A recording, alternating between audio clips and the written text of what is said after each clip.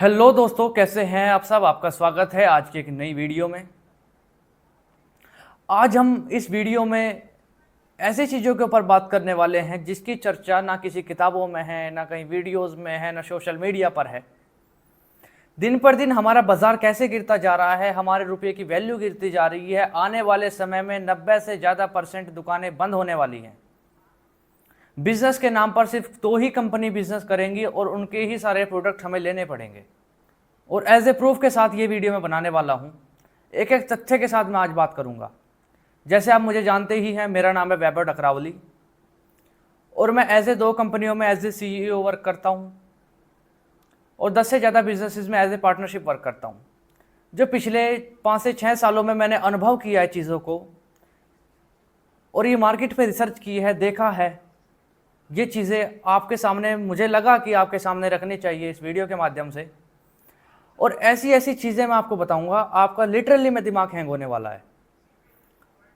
हमारी देश, दुनिया, लोग, व्यापार, हर चीज़ अर्थव्यवस्था से चलती है और उस अर्थव्यवस्था में कैसे फ्रॉड हो रहा है और आने वाले टाइम में कितना बुरा हाल होने वाला है, इन सब चीज़ों के बारे में इस वीडियो के अंदर बात करेंगे।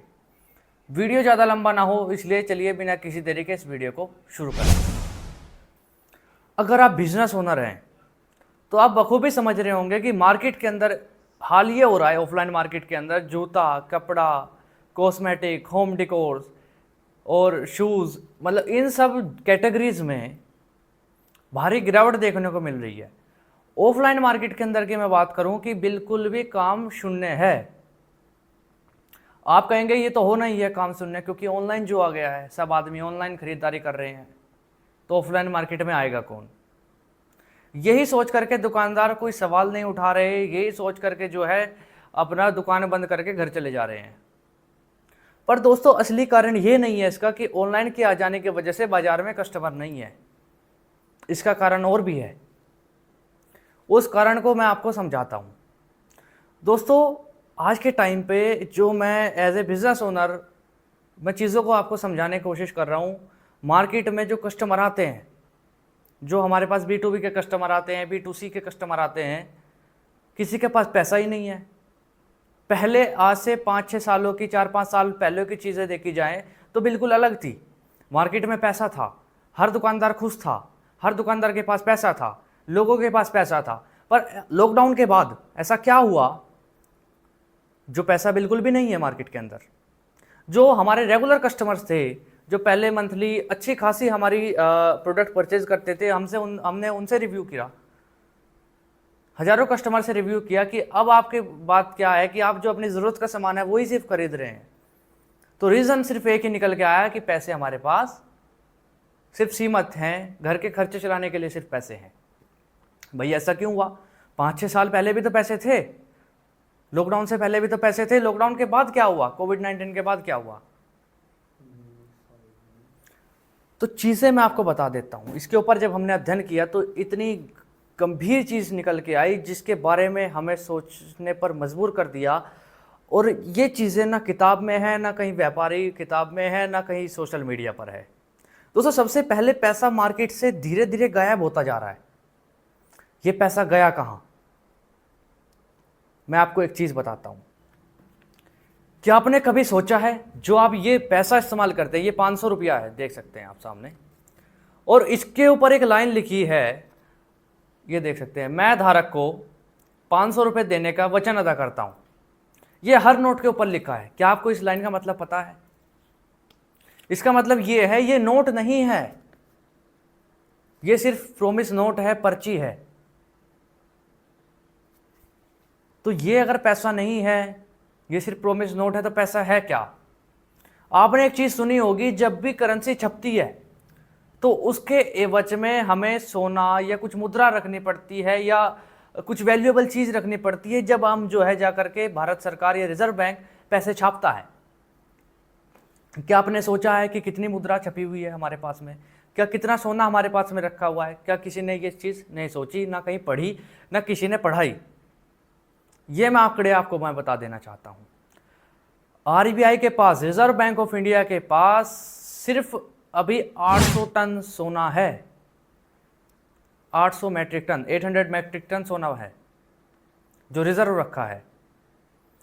800 टन सोना जो छपना चाहिए, इसकी जो वैल्यू बैठती है इतने सोने की, वो बैठती है 2.5 लाख करोड़ रुपीस, यानी 2.5 लाख करोड़ रुपए। यानी कि सही मुद्रा में अगर भारत सरकार नोट छापे तो सिर्फ 2.5 लाख करोड़ रुपए के नोट छाप सकती है, 2.5 लाख करोड़ वैल्यू के नोट छाप सकती है। अब भारत सरकार ने जो 2022 की रिपोर्ट है उसके अनुसार 31.2 लाख करोड़ 31.2 लाख करोड़ रुपीस छाप रखे हैं। पहला फ्रॉड जो हमारी सरकार हमारे साथ कर रही है। आप देख सकते हैं कि नोट छपने चाहिए कितने, 2.5 लाख करोड़, छाप रखे हैं 31 लाख करोड़। इसलिए ही हाईवे में सरकार पैसा खर्च कर रही है। जहां मर्जी आप देख रहे हैं, जो आदमी अडानी अंबानी और ये सब जितने भी रईसदार आदमी हैं वो दिन पर दिन ऊपर उठते जा रहे हैं, और जो मध्यम वर्ग के व्यापारी हैं, बिजनेसमैन हैं, नॉर्मल लोग हैं, वो दिन पर दिन नीचे घटते जा रहे हैं। जिन्हें इस रुपये का खेल समझ में आ गया वो अप होता जा रहा है, क्योंकि नोट छापना कोई मानक नहीं है। आपने सोचा है कभी क्यों हमारा जो रुपया है वो विदेशों में क्यों नहीं चलता, हमें डॉलर में कन्वर्ट क्यों करना पड़ता है, व्यापार डॉलर में क्यों करना पड़ता है? क्योंकि डॉलर का मानक है पर रुपये का मानक नहीं है। यहां तक भी फ्रॉड सीमित था। चलिए ये हो गया, सरकार ने किसी, जब लोगों की नॉलेज में नहीं था तो उन्होंने ये फ्रॉड कर लिया, ज़्यादा नोट छाप लिए। अब सबसे बड़ा जो फ्रॉड है मार्केट का, बैंक्स। जब हमारे पास में आज तक जब 32 लाख करोड़ नोट छपे हैं तो बैंकों ने 155 लाख करोड़ का लोन लोगों को दे कैसे दिया? रिपोर्ट के अनुसार 155 लाख करोड़ से ज्यादा का कर्जा, डेप्ट भारत के लोगों के ऊपर है। अब मैं आपसे एक सवाल करता हूं, अगर आपके पास 31 रुपए हैं और मुझे 150 रुपए चाहिए तो आप कैसे दे सकते हैं जब आपके पास 31 रुपए हैं? यही कारण है दोस्तों, बाजार गिरता जा रहा है। आज के टाइम पे किसी के पास पैसे देखने को भी नहीं है। मैं आपको एक एग्जांपल और देना चाहता हूं, समझाता हूँ। मान लीजिए कि एक देश है और वहाँ पर 100 लोग रहते हैं। इन सभी 100 लोगों को आपस में पैसा खर्चने के लिए एक बैंक ने 10-10 रुपए कर्ज पर दिए, जिसका टोटल होता है 1000 रुपए। और ये बात ध्यान रहे कि बैंक के इन 10-10 रुपए देने से पहले इन लोगों के पास और कोई रुपए नहीं थे। ये पहली बार इन लोगों को 10-10 रुपए मिले हैं। अब बैंक ने इन लोगों को 10-10 रुपए देने के साथ साथ ये भी कहा कि 1 साल बाद मुझे 10 रुपए के साथ 11 रुपए वापस चाहिए, ब्याज के समेत। अब यहाँ पर सोचने वाली बात यह है कि बैंक ने इन लोगों को दिए तो 1000 रुपए और बैंक इनसे वापस मांग कितने रहा है? 1100। तो फिर ये अतिरिक्त ब्याज के 100 रुपए आएंगे कहाँ से?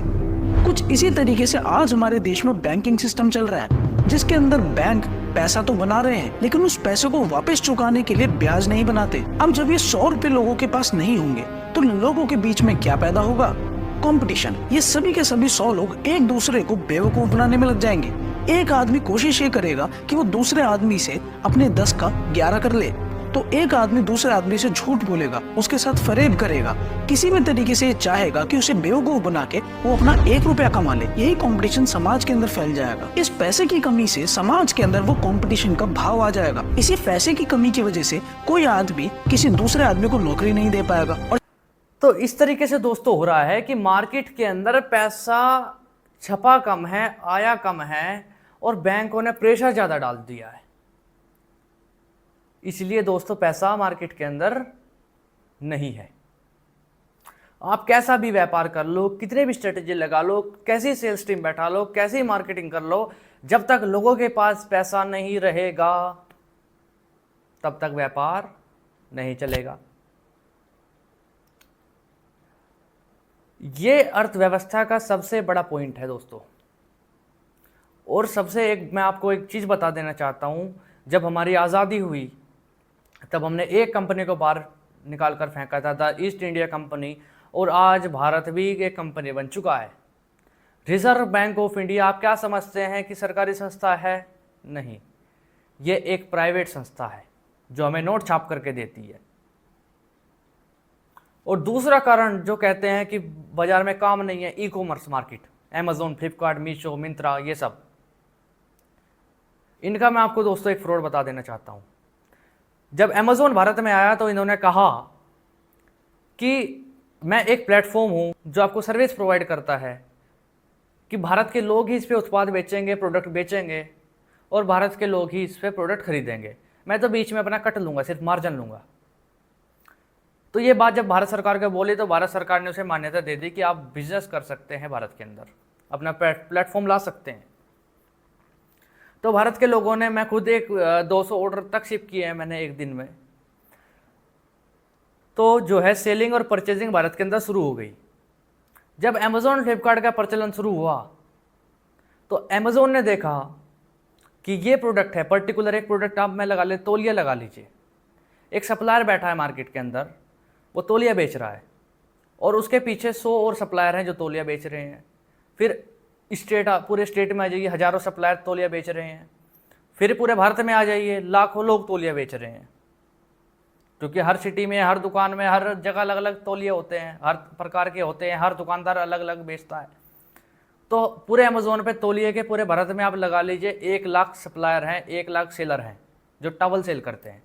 उसके अलावा और भी प्रोडक्ट करते होंगे, फिलहाल टॉवल की हम बात करते हैं। अब अमेज़ोन ने क्या किया, अमेज़ोन ने देखा पर डे हमारे 10 लाख टॉवल्स बिकते हैं और यहाँ पर जो है हर सेलर के पास 10-10 ऑर्डर जा रहे हैं। तो अमेज़ोन ने क्या किया, एज एग्जाम्पल बता रहा हूँ, उसने एक फैक्ट्री डाल दिया पार्टनरशिप में खुद से। उन्होंने जो है तौलिया बनाना शुरू कर दिया। फर्स्ट पेज पर सिर्फ तौलिया किसका शो होगा, अमेज़ोन का। अब जो 10 लाख ऑर्डर पर डे के आ रहे थे मार्केट के अंदर, उनको अमेज़ोन ने धीरे धीरे धीरे धीरे धीरे धीरे करके जीरो पर लान खड़ा कर दिया। जीरो। पहले अमेज़ोन ने क्या किया, सिर्फ पूरे भारत के 10% ऑर्डर अपनी तरफ ट्रांसफर करे, क्योंकि प्लेटफॉर्म उनका है, चीज़ें उनकी है, एल्गोरिदम उनका है। फिर 90% करके, फिर 80% अपनी तरफ ऑर्डर खींचे, फिर 50%, फिर 40%। आज आंकड़ा ये है कि भारत के लोगों के पास 0 ऑर्डर हैं और 10 लाख ऑर्डर जो तौलिए के हैं वो अमेज़ोन के पास हो गए। जिस भी प्रोडक्ट की सेल बढ़ती है अमेज़ोन अपना बनाना शुरू कर देता है। सोलिमो हो गया, अपने अपने ब्रांड्स बना रखे हैं, अलग अलग अपने ब्रांड करके वो अमेज़ोन पे फर्स्ट पेज पे लिस्ट कर देता है और पीआर टीम उसे ग्रो कर देती है और वहीं से ऑर्डर आने शुरू हो जाते हैं। तो व्यापार, जहाँ जो व्यापार माना जाता था पहले, हर गांव में दुकान होती थी, हर गली में दुकान होती थी, तो इस तरीके से सबने जब ऑनलाइन मंगाना शुरू कर दिया तो अमेज़ोन ने अपना बनाना शुरू कर दिया, तो व्यापारी ख़त्म हो गए। तो यही कारण है आज 90% जो मैं बता रहा हूँ कि दुकानें आने वाले 2 साल में 90% दुकानें बंद हो जानी है, जो हालात हम देख रहे हैं। तीसरी चीज़, खाने पीने की, घर के सामान की, होम डिकोर्स की, ब्लिंकिट ऐप आ गया।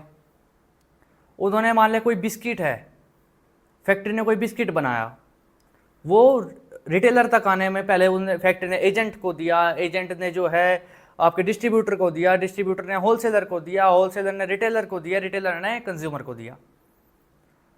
अब आप ये लगा लीजिए बात, इतनी बड़ी साइकिल है, सबका घर चल रहा है। अब ब्लिंकिट ने क्या किया, ये जो खाने के ऐड हैं, जोमेटो हो गया, इन सब ने क्या किया, एक ही बारे में उनसे आधा लोट फैक्ट्री का माल खरीद लिया। फैक्ट्री को सबको मार्जिन देना पड़ रहा था, सबकी चिक चिक सहनी पड़ रही थी, सबका क्रेडिट सिस्टम उधारी सहन करनी पड़ रही थी। तो एज ए नकद में जो है फैक्ट्री ने उन्हें सस्ते दामों पर दे दिया और उन्होंने सस्ते दामों पर अपने प्लेटफॉर्म पर लिस्ट कर दिया। अब कोई बाजार में पैकेट बिस्किट का 10 रुपये का मिल रहा है और उस ऐप पे 8 रुपये का मिल रहा है और घर बैठे मिल रहा है, तो लोग कहाँ से खरीदेंगे, उस ऐप पर जाएंगे। तो इसी तरीके से दोस्तों मार्केट आने वाला टाइम बहुत गंभीर है, हमें इन चीज़ों को समझना पड़ेगा। जो मैंने आपको ये सिस्टम बताया है अर्थव्यवस्था का, इसको आपको समझना पड़ेगा। तो इसके ऊपर जब रिसर्च की मैंने, तो काफ़ी संगठन है जो कार्य कर रहे हैं पैसे के ऊपर, रुपये के ऊपर। जैसे नाम लेना चाहूँगा, जनता सरकार मोर्चा, तरुण कोठारी, डॉक्टर देवेंद्र भलारा, भारतीय परिवार, जो ये सब हैं पूरे फुल टाइम इस चीज़ पे ऊपर लगे हुए हैं कि भारत के लोग जाग जाएं, नहीं तो आने वाला समय बहुत ख़राब है। तो इसके ऊपर एक पुस्तक भी अभी लिखी गई है जो रवि कुमार जी ने लिखी है, बैंकों का मायाजाल, ये साइड में आपको दिखाई दे रही होगी, आपको इसे पढ़ना चाहिए। इसका लिंक और नंबर आपको डिस्क्रिप्शन में मिल जाएगा। अगर इन संगठनों के साथ आप काम करना चाहते हैं, बैंकों का मायाजाल समझना चाहते हैं, इकोनॉमी समझना चाहते हैं, या आप के पास कोई बड़ा लोन है, ये छोटा लोन है, भाई आज नहीं तो कल बैंक आपके प्रॉपर्टी पर कब्जा कर ही लेगा, क्योंकि नोट इतने छपे नहीं है जितना आपने कर्जा ले रखा है। 34 लाख करोड़ नोट छपे हैं, 150 लाख करोड़ कर्जा बटा हुआ है। आज नहीं तो कल आपकी प्रॉपर्टी जानी है, तो क्यों ना पहले इस चीज़ से लड़ लिया जाए। अगर आप इस पे काम करना चाहते हैं तो डिस्क्रिप्शन में लिंक है, आप कॉन्टैक्ट कर सकते हैं, जुड़ सकते हैं मिस कॉल करके। तो आज के लिए इतना ही, मिलते हैं नई एक वीडियो में। धन्यवाद।